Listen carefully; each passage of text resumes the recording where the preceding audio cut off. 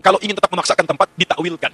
Takwilkan. Jangan dipahami demikian, tapi dipahami dengan nilai yang terkait dengannya. Apa diantaranya? Istawa, bimakna istaula, menguasai. Jadi ketika mereka ini mendapati kalimat istawa, mereka langsung mengartikannya sebagai menguasai, teman-teman. Bukan bersemayam lagi, tapi menguasai. Dan ketika mereka beranggapan seperti itu, ada satu ayat yang menyatakan ketika Allah menciptakan alam semesta dalam 6 masa, setelah itu Allah beristiwa di atas arsy. Misalkan istilah istiwa itu dirubah menjadi kalimat menguasai, maka sungguh fatal artinya, teman-teman. Yaitu ketika Allah menciptakan langit dan bumi selama 6 hari, kemudian atau setelah itu Allah menguasai arsy. Ya, artinya sebelum itu Allah tidak menguasai arsy, begitu.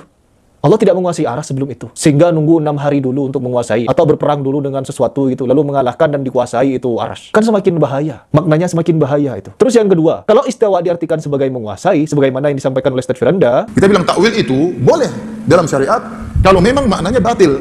Tetapi mana dalil yang menunjukkan bahwasanya kalau Allah berada di atas arsy itu berarti sesuatu yang batil? Nggak ada yang kebatilan. Tidak ada kebatilan Allah di atas arsy. Masalahnya apa? Nggak ada masalah. Ini sudah kita bahas sebelumnya. Jadi kenapa harus Anda takwil? Kemudian takwil Anda juga batil. Anda mengatakan Allah menguasai arsy, kemudian Allah menguasai arsy. Ini tidak benar. Ya. Dalam ayat Allah mengatakan Allah menciptakan apa?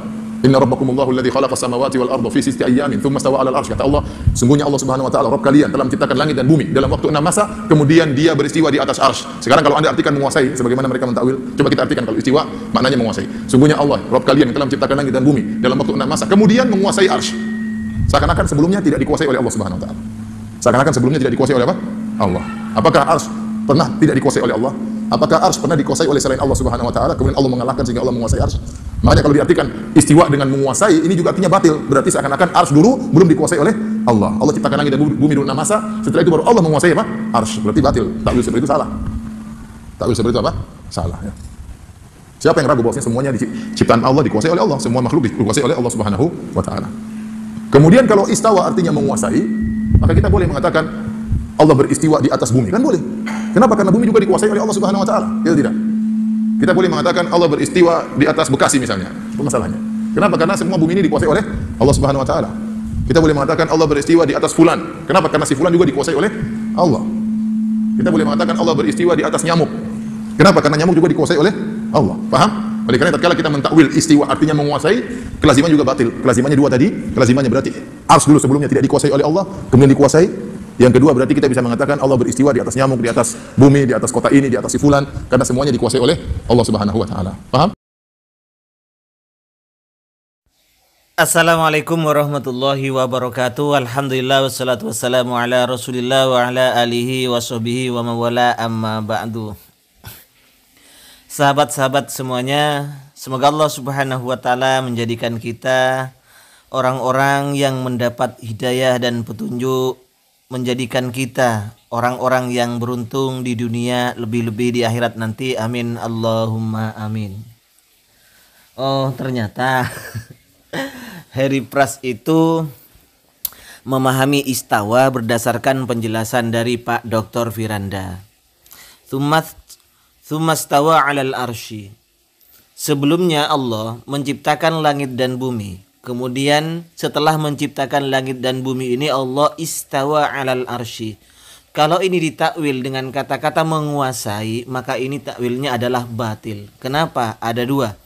Yang pertama, berarti sebelum Allah menciptakan langit dan bumi, arsy ini pernah dikuasai oleh orang lain. Anggaplah dikuasai oleh sesuatu, kemudian berperang dulu dengan Allah. Setelah itu dikalahkan oleh Allah dan Allah menguasainya. Istawa 'alal arsy. Karena ada kata-kata istawa 'alal arsy. Setelah Allah menciptakan langit dan bumi selama masa 6 hari ini, baru dikuasai oleh Allah. Sebelum itu berarti arsy ini dikuasai oleh makhluk lain, oleh zat lain selain Allah Subhanahu wa taala. Ini di pikiran Pak Dr. Firanda dan diaminkan oleh si Harry Pras. Begini ya, lihatlah apa sih lafadz istawa itu. Istawa itu adalah fi'il madhi. Apa fi'il madhi itu? Suatu pekerjaan yang bermakna masa lampau. Paham kan? Kalau bahasa Arab seperti itu.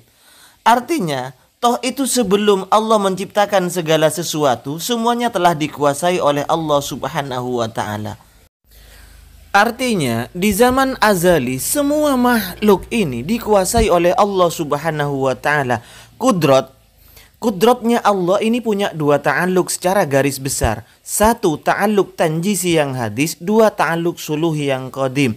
Nah, ta'alluq suluhi qadim inilah yang menguasai semua makhluk, baik makhluk itu sebelum diciptakan atau setelah diciptakan, pada zaman azali semuanya sudah dikuasai oleh Allah Subhanahu wa ta'ala, Mas Bro. Yang kedua, jika misalnya istawa dimaknai menguasai, kata Anda ini batil. Kebatilan yang kedua adalah boleh dong Allah Subhanahu wa ta'ala itu berkuasa atas Bekasi, berkuasa atas Jakarta, berkuasa atas Firanda, berkuasa atas saya, berkuasa atas Heri Pras, berkuasa atas nyamuk, istawa alal siapa, semuanya ini. Boleh dong dimaknai seperti itu? Boleh dong dikatakan seperti itu? Ya boleh. Kenapa sih tidak boleh? Karena memang Allah Subhanahu wa ta'ala itu adalah menguasai segala sesuatu, termasuk Anda yang dikuasai oleh Allah Subhanahu wa ta'ala. Tetapi di dalam kata-kata, di dalam ayat istawa 'alal arsy, maksudnya ia menguasai terhadap arasy. Kalau ditakwil seperti itu, kalau kita tidak menggunakan metode tafwid. Kenapa kok hanya arasy yang dikuasai, misalnya dikejar seperti itu? Begini, Allah Subhanahu wa ta'ala mengatakan, Qul a'udzu birabbin nas. Allah itu Tuhan manusia atau Malikin Nas, menjadi penguasa manusia. Suatu ketika Allah Subhanahu wa ta'ala juga disebut Rabbil Ka'bah, Tuhannya Ka'bah. Apakah bukan Tuhan yang lain? Apakah hanya Tuhannya manusia misalnya, bukan Tuhannya yang lain? Atau hanya Tuhannya Ka'bah, bukan Tuhannya yang lain? Kalau ini logika Anda yang kita pakai, kenapa harus aras yang disebut? Karena aras ini merupakan makhluk Allah yang paling besar. Ini bukan penjelasan saya, ini penjelasan di kitab tafsir. Ini lihat. Al-Imam Al-Hafidh Abul Qasim Sulaiman bin Ahmad bin Ayyub At-Tabrani, yang beliau itu wafat pada tahun 360 Hijriah, qala fit tafsiril kabir, dalam tafsir Al-Kabir beliau itu berkata, wal istiwa'u al-istila. Istiwa ini bisa diartikan, ditakwil dengan makna istila, menguasai.